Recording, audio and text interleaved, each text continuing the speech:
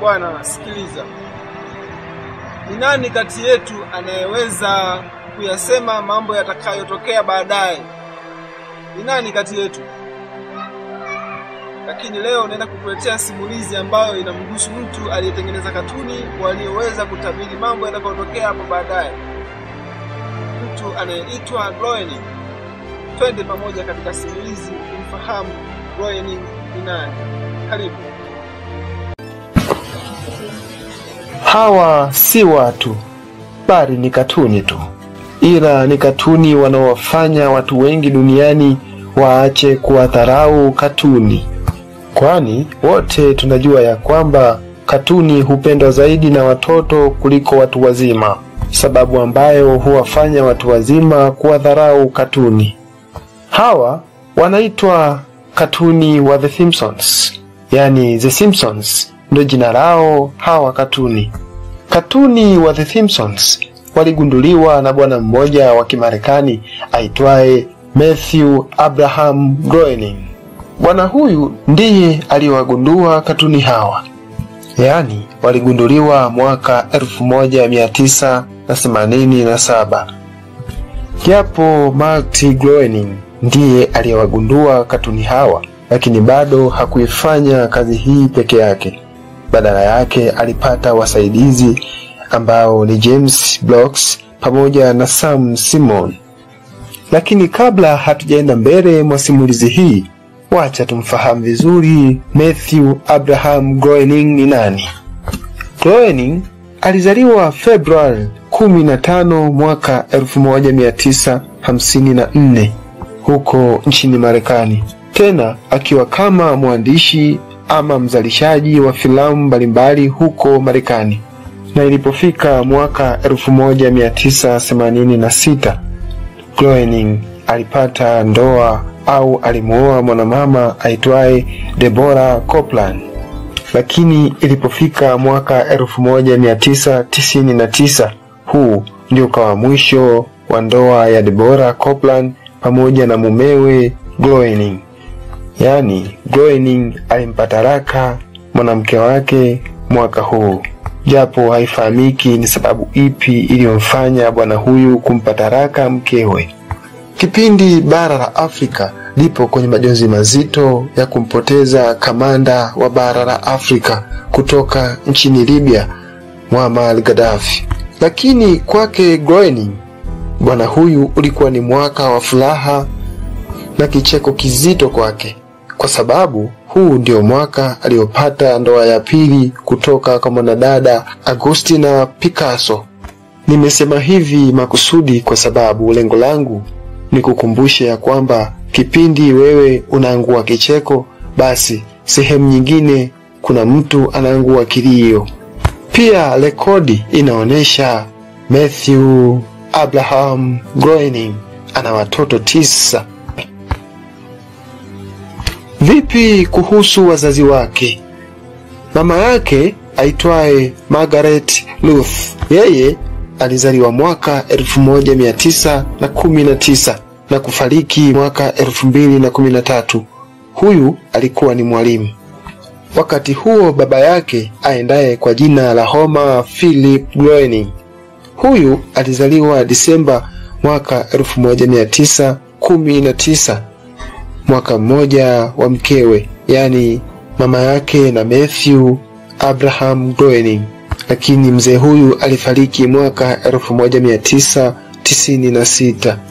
Hii ni miongoni mwa sababu iliyomfanya Matthew Groening kumtumia au kutumia jina la baba yake kama jina la wahusika wa kwenye katuni zake. Yani pengine anafanya kumbukumbu ya kumkumbuka baba yake, kwa sababu baba yake pia alikuwa ni mtengeneza filamu, mtangazaji, mwandishi, pia na yeye alitengeneza katuni kama anavyofanya mwanae kwa sasa. Nyoka hajawahi kumzaa chura. Haitoshi, hata babu yake mzee Abraham Groening aliwahi kuwa profesa katika chuo cha Tabor. Mathayo Ibrahim Groening. Tafadhali usishtuke ukisikia jina la Mathayo na Ibrahim. Nimesema hivi kwa sababu Mathayo ni Kiswahili cha jina lake la mwanzoni la Matthew.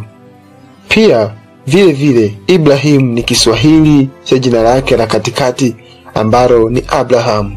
Bwana huyu alipofikisha umri wa miaka 23, hapa ndipo muwasho na bashasha ya kipaji ikaanza. Kama unavyojua bwana, kipaji kina msukumo wenye nguvu sana. Tena alianza kama mtengenezaji wa filamu huko Los Angeles. Na hapa panaufanya ulimwengu upate maswali mengi sana, kwa sababu hapa Los Angeles ndipo alipoanzia kazi zake za uzalishaji wa burudani za filamu pamoja na katuni. Lakini hapa pamewahi kutabiriwa na katuni wake kuchoma moto. Lakini wacha tuendelee, huko mbeleni tutajua na kuelewa ni nini haswa. Matthew Abraham Groening au Mathayo Ibrahim Groening alianza shughuli zake za uzalishaji wa burudani hizi katika kampuni la matangazo nchini Marekani liitwalo The Fox Broadcasting Company. Pia nikudokeze, neno Simpsons limetokana na neno la Kiingereza simpleton lenye maana ya kwamba rahisi.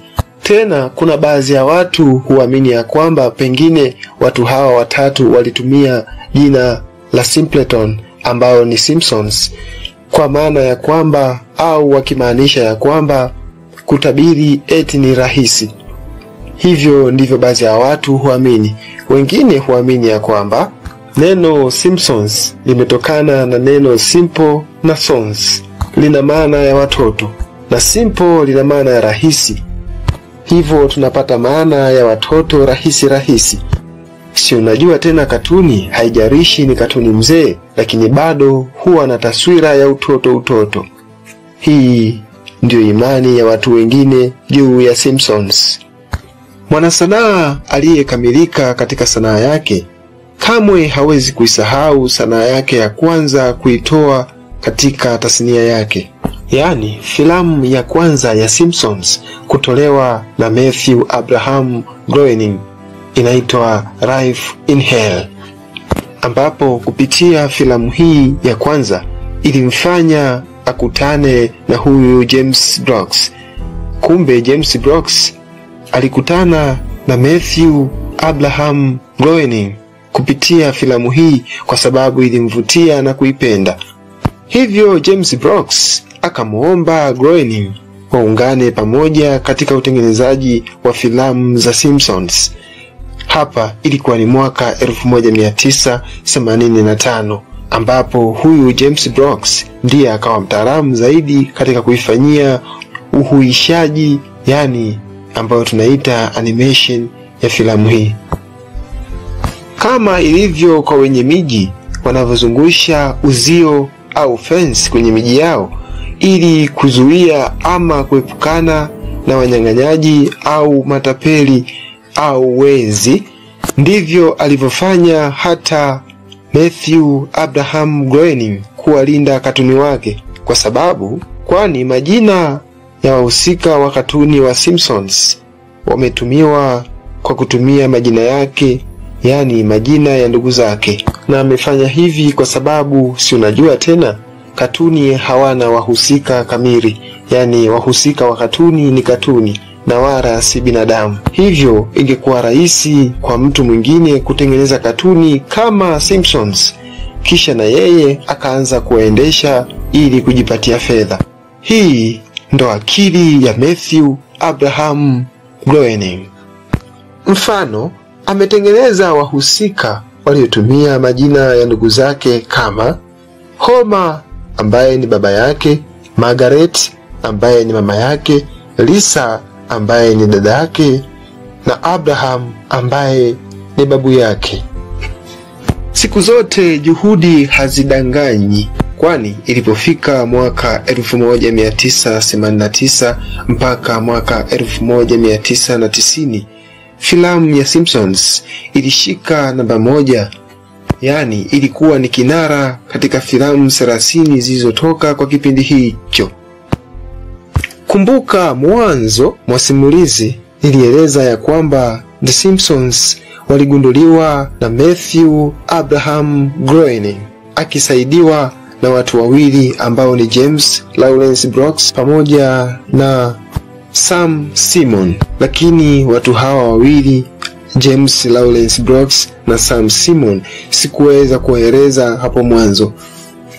Nikianza na James Lawrence Brooks. Bwana huyu alizaliwa Mei 9 mwaka 1940 hapo katika jiji la New York City nchini Marekani. Huyu awali alikuwa ni mwandishi wa filamu mbalimbali. Mfano, amewahi kutengeneza ile filamu ya The Mary Tyler Moore Show, Taxi na The Simpsons ambayo ndo kwa sasa tunayoizungumzia. Usichokifahamu ni kwamba Lawrence Brooks baba yake alikuwa ni Mwisraeli ambaye anaenda kwa jina la Edward Brooks. Mzee huyu alibadilisha jina lake la ukoo kutoka jina la Kiisraeli la Bernstein na kwenda jina la Brooks. Nikukumbushe kitu hapa. Wote tunaelewa wana wa Israeli wana sifa gani ya ubongo, yani katika kufikiri. Cha kushangaza, mzee huyu, yani mzee Edward Brooks, alimtelekeza mama yake na Brooks kipindi Brooks yuko tumboni mwa mama yake. Sijui ni kwa nini watoto wa namna hii hawajawahi kuwa wa kawaida. Kwa bahati mbaya sana, mama yake na Brooks alifariki wakati Brooks akiwa na umri wa miaka 22. Hapa ilimfanya dada yake Brooks aendaye kwa jina la Diana achukue jukumu la kumlea mdogo wake. Huyu ni msaidizi namba 1 wa Matthew Abraham Groening. Wacha tumfahamu msaidizi namba 2. Msaidizi mwingine anaenda kwa jina la Sam Simon ambaye alizaliwa Juni 6 mwaka 1955 pale pale Los Angeles City, yani katika jiji la Los Angeles. Sam Simon pia alikuwa ni mwandishi wa vitabu huko Los Angeles. Wakati huo jina lake kamili anaitwa Samuel Michael Simon. Matthew Abraham Groening pamoja na ndugu zake wa kikazi ambao ni James Lawrence Brooks pamoja na Sam Simon hawakuishia hapo. Vichwa hivi vitatu vikaona ni bora vitumie sauti za wacheza filamu maarufu huko nchini Marekani katika filamu zao za katuni wa Simpsons. Yote hii ilikuwa ni mbinu ya kivita ya namna ya kuwakwepa au kuwazuia wezi wa sanaa, yani wale wazee wa kukopi na kupesti. Mfano, walitumia sauti ya mwigizaji kutoka Marekani jijini Chicago aitwaye Daniel Luis Castellaneta ambaye alizaliwa Oktoba 29 mwaka 1957. Pia wamekuwa wakitumia sauti ya Julie Deborah Kavanaugh ambaye alizaliwa Los Angeles mwaka 1950 Septemba 7. Pia walimtumia Nancy Jean Cartwright aliyezaliwa mwaka 1957 Oktoba. Tena huyu inasemekana alisoma katika chuo cha Ohio University nchini Marekani. Na sauti nyingine iliyotumika katika katuni wa Simpsons ni ile ya Danny Robert Elfman aliyezaliwa mwaka 1953 Mei 29. Na huu ndio mwisho wa simulizi inayohusu Simpsons kwa siku ya leo, kwani hii ni sehemu ya kwanza. Sehemu ya pili tunakwenda kutafuta au kuchimba ukweli unaohusiana na utabiri wa katuni wa Simpsons. Simpsons walitabiri nini katika ulimwengu huu? Oh yeah. The trick is to say you're prejudiced against all races. Hatimaye tumefika mwisho wa simulizi ya The Simpsons. Tumeshaona katuni wa The Simpsons ni katuni wa namna gani, lakini hayo ni machache tu katika simulizi ya The Simpsons katika sehemu ya kwanza. Sehemu ya pili itahusu ni utabiri gani uliofanya katuni wa The Simpsons. Hivyo endelea kufuatilia Word Stories, iko pamoja nao. Itakwenda kutafutia vitu gani ambavyo katuni wa The Simpsons walitabiri na vikatokea. Kwa heri. Unatizama na kusikiliza Word Stories. Chuo cha Kikatoliki Mbeya KUOM kinapatikana Afrika Mashariki katika nchi ya Tanzania, jijini Mbeya. Je, uko mbali na unataka kujiunga na masomo ya chuo cha KUOM katika stashahada na kozi mbalimbali?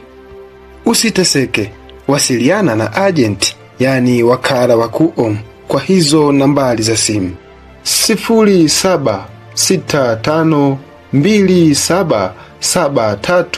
0765277318 au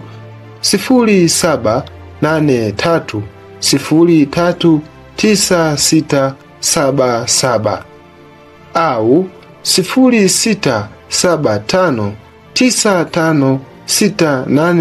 0675956822, kwani utafanyiwa application zote za kutuma maombi ya kujiunga na chuo cha KUOM. Karibuni wa Tanzania, wa Kenya, Waganda, wa Burundi, wa Rwanda, wa Kongo, yani na mataifa yote duniani.